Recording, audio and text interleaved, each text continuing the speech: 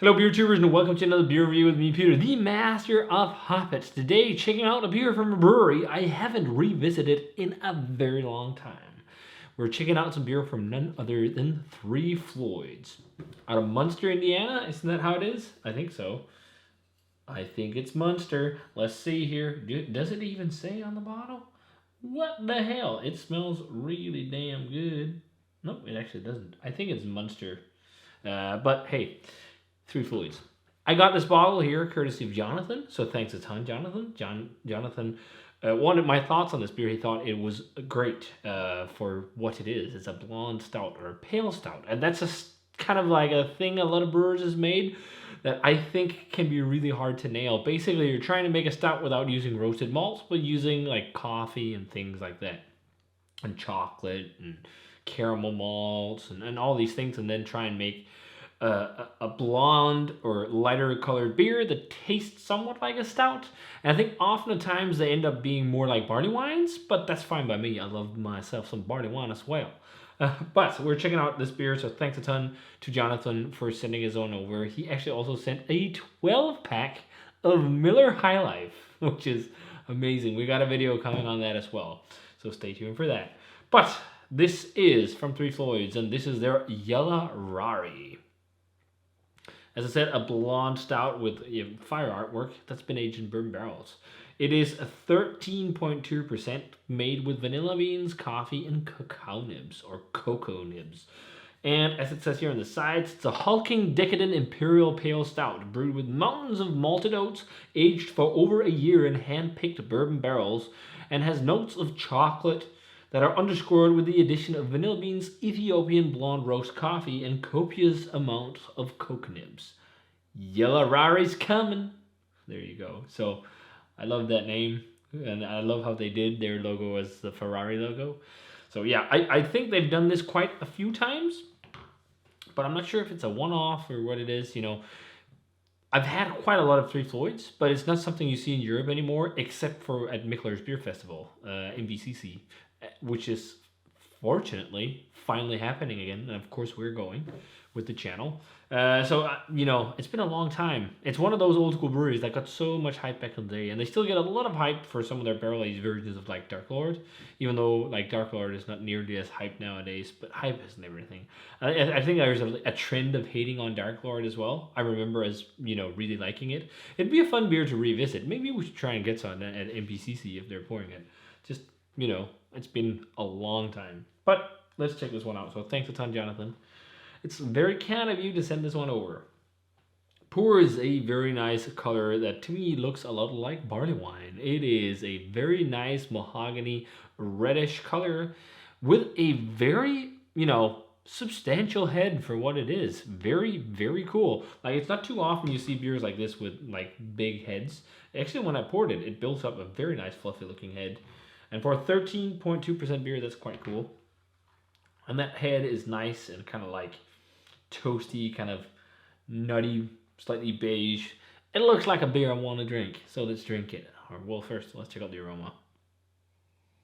Oh yeah, it is really chocolatey, maybe more so coconutty, but heavy on chewy caramel, like really dense chewy caramel malt. It smells really good. To be honest, it smells to me more like a barley wine than a stout. And big fudgy bourbon characters to it as well. Yeah, that's the thing. Like a lot of these pale stouts, as they call them, they really to me just smells like barley wines, and that's totally fine. It's kind of maybe a gimmick style, but this smells really good. Huge waft of coffee there too as well, and big like vanilla, like nice. It's like nice vanilla aroma with that kind of vanilla pod feel too, where you get the sense of like just like that almost like leathery, dark fruity kind of aroma from like pure vanilla pods. Hint of like a waft of alcohol, but like really rich caramel malt and like a little bit of a jammy stewed fruitiness, just a little bit. But it's big time fudge. It's fudge town galore. Caramel fudge, like toasty woodiness to it as well. It smells really damn good. Thanks for sending this over, dude. This smells great. Let's check it out. Cheers. Thanks, Jonathan.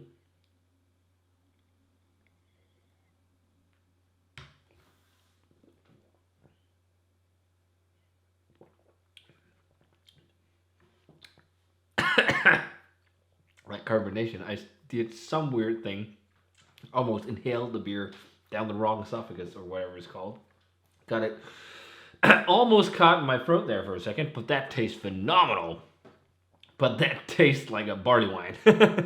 This does not taste like a stout whatsoever. I guess you could say that it tastes somewhat like what people usually do when they try to make these blonde interpretations of stouts or pale stouts or whatever you want to call them. You know, it has chocolate and coffee flavors, but this, man, is just like overdose of like caramel and fudge and vanilla. Like, it's so like drenched in like just like really sticky sweet caramel and toffee. I'm almost like you take red apples. It's almost like you aged a red apple in bourbon and soaked it in there, so it's like it's absorbed a lot of the bourbon, and then you glazed it in caramel. It's like, here you go. Like, I'm getting loads of flavor like that. Man, this is awesome. It's much better than I actually initially thought, because I always get like, oh, these kind of pale stouts. Like, this is fantastic. But again, I definitely put it in barley wine territory. I don't even know if this is a beer that's gotten hype or anything. Like, I didn't really look it up beforehand. You know, I just trusted that, you know, Jonathan has sent me a great beer, and he certainly has. Really sticky, oily mouthfeel. Like, really velvety. And it's got, like, for 13%, not much of heat. There's a little bit of bourbon barrel heat, but it's, or not heat, but just like spirit warmth, because it's, you know, it's been in a barrel that's had booze. But it's you know, it's not a lot, but you know, it's got a really nice creamy mouthfeel and not too much booze and whatnot, and it has quite high drinkability, which is pretty impressive for an almost 14% barrel aged beer. I also, like, that's the thing I'd always recommend for you guys when you drink barrel aged beer. Do not drink them frosty cold, but instead, 20 minutes or so before you're drinking them, 30 minutes, stick it in the fridge. So it's just like super lightly chilled, and then it can warm up. It's like the perfect way to drink it, because you get like a little bit of a different drinking experience.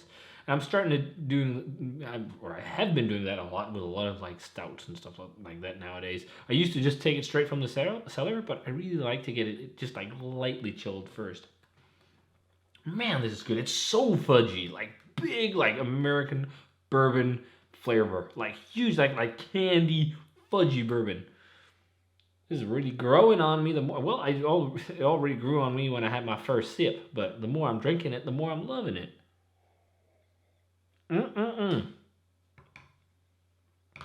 Like, for some reason, it kind of reminds me of, if you did like a curmudgeon's better half with like coffee and vanilla and cocoa nibs in it. And the interesting thing, like the coffee's super soft, but I think it's because it's like a blonde roast. I've never really dwelled too much into the really light roast coffees. I usually go for like medium roast. I have a coffee subscription actually, and most of the beans there are like medium roast coffee beans. But like really light roast or blonde roast, I'd imagine that you don't have as harsh of a character, and that really blends very well with the flavors of the base beer. So that suits it really well. And then the cocoa nibs doesn't really present itself as like a huge chocolate flavor. It's just like chewing on fresh kind of cocoa nibs. If you've ever done like baking or whatever. But the huge thing is for sure the vanilla and the bourbon. Those are like really at the forefront. And then just like the crazy sticky caramel, like sticky caramel, sticky toffee pudding, red apples soaked in like a caramel sauce and bourbon.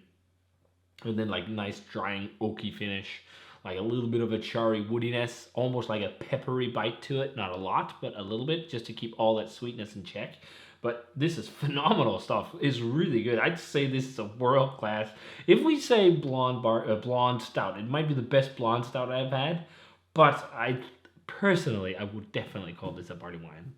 Or old ale or something, you know, along those lines of these like big malty beers. Again, it really reminds me of Curmudgeon's Better Half. Also, just because I'm getting loads of like maple flavor to it, even though it's not aged in maple syrup barrels or anything, or has maple syrup. But there's different like a sugary kind of maple syrup or brown sugar thing without it being like crazy, and also like a really nice toasty nuttiness. This is really good. Yeah, fantastic fall sipper, really. Perfect for this weather. really, really damn good. Again, I think like world class, early world class, 95, 96 for me. This is damn good. And I love the format. Like a 33 centiliter bottle. I can drink this on my own, which is fantastic. Like when you get these beers back in the day, and like from Three Floyds especially, like you got them in these huge bombers. It's also awesome to share, but I also like these smaller formats, and I also wouldn't mind sharing this like two people with a bottle of this size. But this is really good. Thanks a ton for sending this one over. Huge recommendation. If you want to try a really awesome blonde stout or just like barley wine-esque beer with adjuncts, this is something you should check out for sure. And I don't know when this was released. There isn't really any dates or anything on the bottle here, but maybe Jonathan can let us know in the comments below, because it does taste, it almost tastes a bit to me like it's been aged for a little bit, because everything seems very well smoothed out. But I also had the beer sitting around for quite a bit, so that could be why as well. But really good stuff. If you guys can get a chance to try Yella Rrari from Three Floyds, definitely do so. This is fantastic stuff. Again, thanks a ton to Jonathan for sending this one over. It's really kind of you, man. This was awesome to try. So yeah, if you guys had a chance to try this one, let us know what you thought of it. As always, remember to comment, subscribe, check out the Facebook fan page and Twitter and Instagram. Give this video a thumbs up if you enjoyed it, and ring the bell for future notifications about videos.